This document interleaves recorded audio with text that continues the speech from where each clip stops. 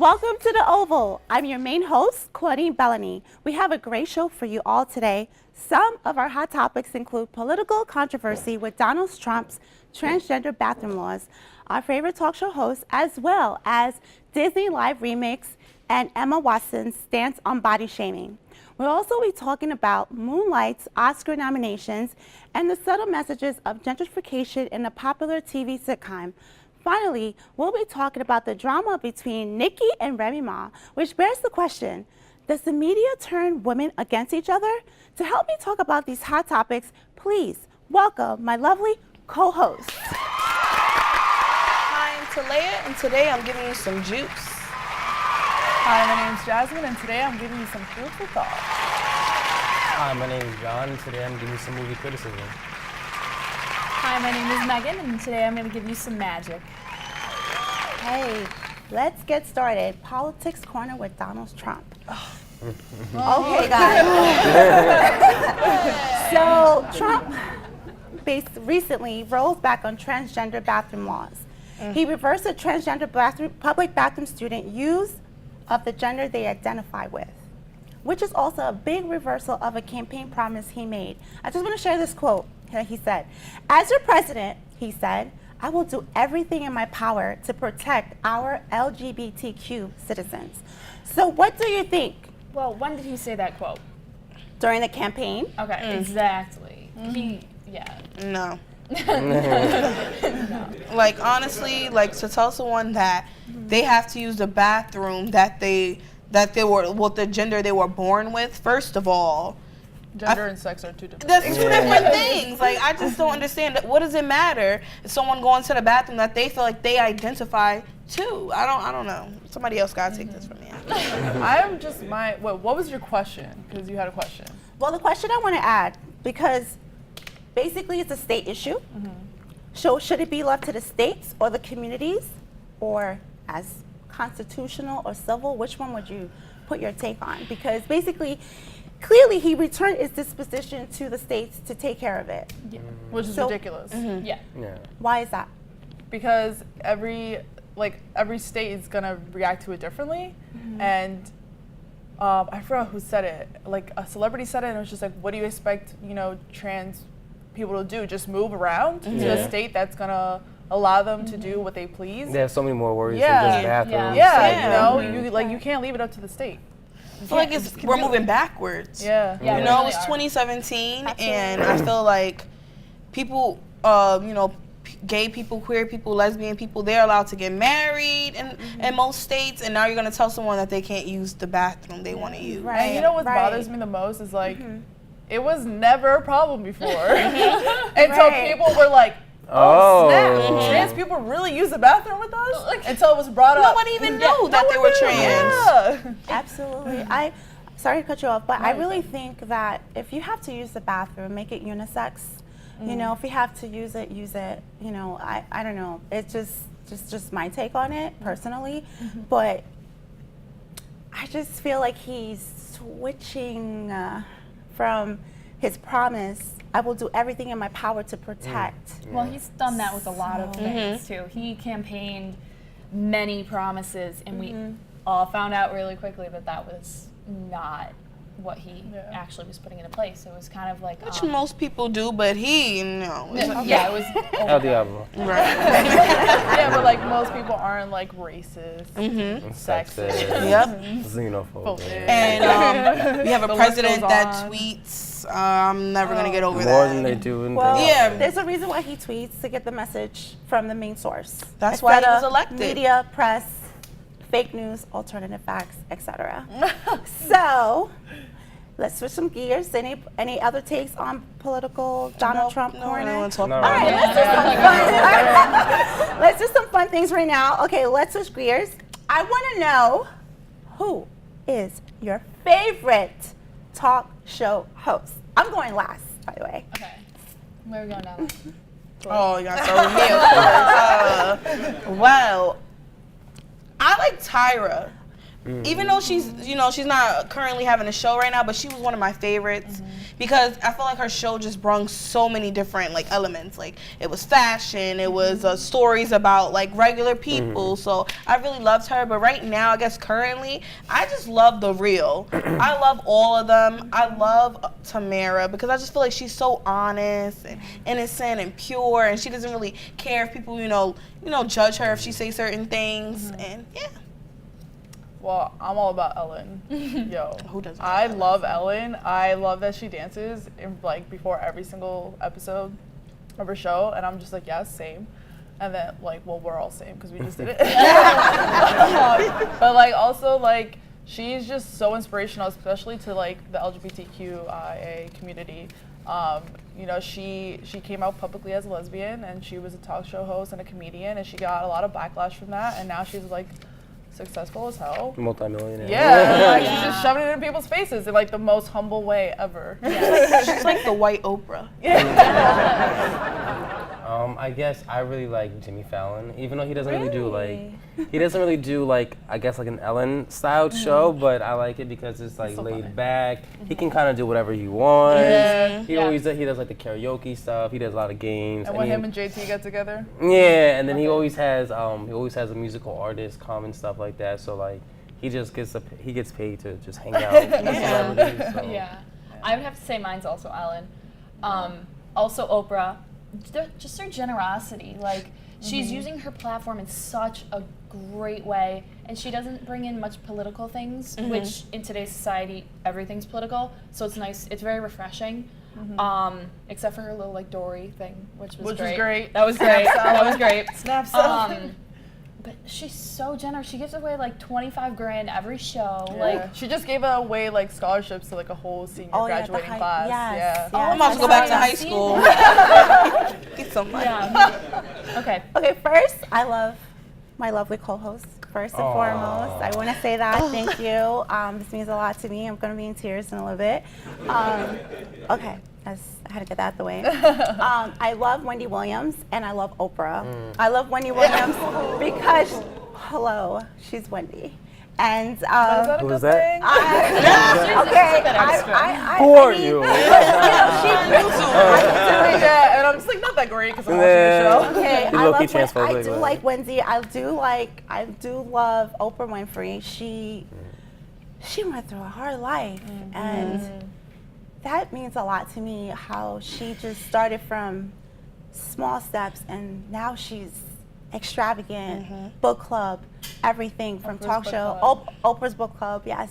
So I would say kudos to Oprah, Steve Harvey. I forgot about Steve Harvey. Yes. I like his show. I like his show. Very positive. I like positive platform. And The Oval, of course. Yes. I had to give a shout out to all of us. But I just love Oprah. Like, she's amazing. Yeah, and she loves bread. Yeah. I used to like Wendy. I like bread. I went to a couple of her shows. You Okay. know. Did you really? Yes, I did. Yeah, you were telling us this. I did go to a couple of her shows. Okay. You know what it is? I like the format of her show. But sometimes I think that Wendy needs to watch certain things she says. Right. You know, be a little bit more cautious of people's feelings. Right. But then again, this is how she made her living. So, you know, I guess I can't knock her for that. Yeah. Oh, well, you know what? She's Wendy. So, Okay. I'm just saying.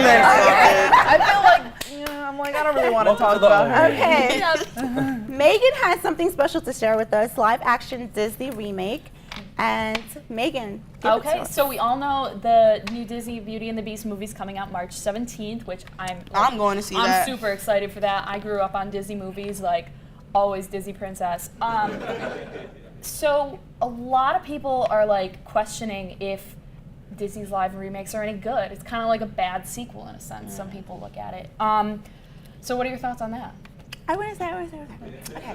You got I it. think they try to make money off of it. I think it's a way they ran out of originals and they don't know what to do, and it's a way to make money because people go and see it, especially if they have kids. Well, you have Disney makes plenty of new stories. They have like Moana that just came out, and Moana probably in like 20 or 30 years will probably be a live action movie and stuff like that. But like live action is different from just like animated one. You know, it's a different experience. Like the Jungle Book. The Jungle Book was amazing. The Jungle I Book didn't was see that so one, it was I didn't so see good. that Like one. It's it really was so it's different from watching a cartoon and things like that. So Ooh, I like think there's them. also an aspect. We watched Disney movies as a kid, Yeah. right? So now that we're grown up, we want to see the live remakes. So that's tying in our generation as well. Now, another point, they just released that they're making a live action of Mulan with an all Asian cast because they yes, very That's much what it's next. supposed to be. Wow. Exactly. Why would it be anything else? And Childish Gambino is playing Simba in The Lion King, which many people freaked out about that. Yes, So. all that. Yeah, I'm for it all. I'm like, I know where all my pictures Who are doesn't going love to. Mulan? Everyone loved that. I love Mulan. I love Mulan. Positive female roles always. Also, I think if they are gonna make live remake Pocahontas. Yeah, I like that. I love Pocahontas. Pocahontas too. That's a good story. So I'm excited for that Beauty and the Beast one though. That's Yeah. my favorite Disney princess because she, to me, is like one of the princesses that actually like show more character, more personality, perseverance. You know, like she, I don't know, she's one of my favorite. Belle Yeah. in that yellow dress. I want to see a live action of what do you call it, The Princess and the Frog. I don't want to see no that'd be frog cool. live. I don't want to see no live frog on the street. I want to see the frog. I have And a they can do phobia of frogs. And If they I see can a do, frog, and they can do the Jungle King and remake a tiger, the lion. wait a minute. They can do the Princess I mean, and the if they Frog. have frogs, it's okay. not for me. You'll be okay. You'll be okay. It's just And frogs. New Orleans. Oh my God. Oh, the New Orleans would be great. Okay, so on another note, Emma Watson was actually originally asked to play Cinderella when they did the live action of Cinderella, but she felt that she didn't fit the character as well, and so she waited to do another movie. On top of that, Lily James, who played Cinderella, was criticized very heavily because of the corset she wore. She's already like tiny as can be, and then they put her in a like corset that makes her look tinier, and the ball gown makes her look even tinier. And Emma Watson refused to wear a corset in Beauty and the Beast. Now, we all know Emma Watson's like the best female role model for young girls. Comments on that? Well, maybe not the best, like, but one she of up the there. best. Yeah. Definitely a A good solid like 26. I guess I could see the statement she's trying to make, but at the same time, in that time period, they did wear corsets. So I don't know how I really feel about it, but I could, you know, she's trying to make an example. It's like I guess. I guess that's a good point because it's kind of like the Pirates of the Caribbean. It's like in Pirates of the Caribbean, everyone's wearing a corset, and so you can't really. Not that you couldn't shoot the movie without them, but it's like you said, it's part of the time period and stuff like that. Yeah. I feel like if it's just to the point where it's like your waist is like this, it's unnecessary. But Yeah, I which think is what people were saying about Cinderella, where Yes. it just looked And like that's why she way said too not to. small. And like I remember seeing it in movie theaters, and I was like, it's a little weird. Gotta put a little disclaimer at the bottom. Please Yeah. do not try this at home. No, Yeah. yeah, I she was mean, really it's bad. kind of. I feel like it's fabricated because like a lot of young girls are looking up to, and those little girls go like, "Oh, I want my waist just like her." But also you know? Instagram and social stuff media, like that, everybody's so- wearing waist trainers, and that's what your parents you know, and your you role see models. it. Those are Yeah. See But it like already. also like you don't look at the think we- Disney animated movies and their waists are just as tight. Yeah. You know, so it's like But a lot of people still critique Disney for that now. Yeah. You know what? Who Framed Roger Rabbit? What was the? Yeah, Jessica Rabbit. Jessica Oh, Rabbit. That was crazy. Her waist was like Like, Her yeah. waist was non-existent. Non-existent. Figure. very, very tiny. Anyways, so moving on, Mr. Johnny Brown. Hollywood drama, Hollywood drama, Hollywood drama. Breaking news report, the shocking news report, and the winner isn't La La Land. The winner is Moonlight. Please give me your take on that. Well, a lot of people said it was like a stunt and like a publicity stunt or something like that, but I don't know. I don't know if it was a stunt or not. I think it was kind of weird, and I think it was a little awkward. Like, oh no, Moonlight won. I'm like, How oh, does that happen? yeah. Well, I was reading earlier today that apparently because they always have a backup envelope for the winners, because I don't think I don't know just when to they have a find backup. out. Yeah, they just have a backup, and then the guy who gives the cards out probably lost his job.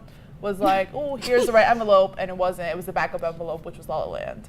It was a backup for Emma Stone winning, which said love. Yes, That's yes, why. That's yes. There we why go. when he was like reading it off, he was like, Yeah. That was a I think little that was- Steve Harvey was- mistake right there. Right, that you was know. a Steve Harvey. I feel like, was it honest mistake or was it Well, a publicity stunt. You know, The they card always got to said try to Emma play us Stone, in La a La society, Land, but so I'm not going to say else. anymore. Mm-hmm. I'm going to keep it as that. I think it was an honest mistake. I think it was an Yeah, honest I think it was an mistake, honest yeah. mistake. It was bad timing to be Yeah. making an honest But I mistake. will like Happens, applaud it's meant to the La La Land like directors and like the cast. Like, Yeah. but like the director, I think was just like, Moonlight, this is not a joke. Get up here. Yeah. You know? Yeah. Like this is your time to shine. And I was just like, that's lit. Yeah. Yeah, and honestly, I don't see how anyone could. I don't see how any film critic could honestly think that La La Land was Would better be- than Moonlight. yeah, Or that was we're not crazy. necessarily better, but would win the Best Yeah. Picture award Yeah. over that. But I think Moonlight is just a truly remarkable film. Mahershala Ali won for Best Supporting Actor, which is amazing. Viola Davis won for her part in Fences for Best Supporting Actress. So we had 2 black actors who both won for the same category. And Viola Davis, sorry to interrupt No, you, but it's fine. she is the first black actor to win I think, A An Tony. Emmy, a Tony, and a Yep. Emmy, Tony, and an Oscar. Yep. yeah, which is awesome. Well, congratulations to Moonlight. So Yeah. we need to give them all the great praise. Don't go anywhere. Pitch Slap will be here to perform after the break. We'll be right back. Stay tuned.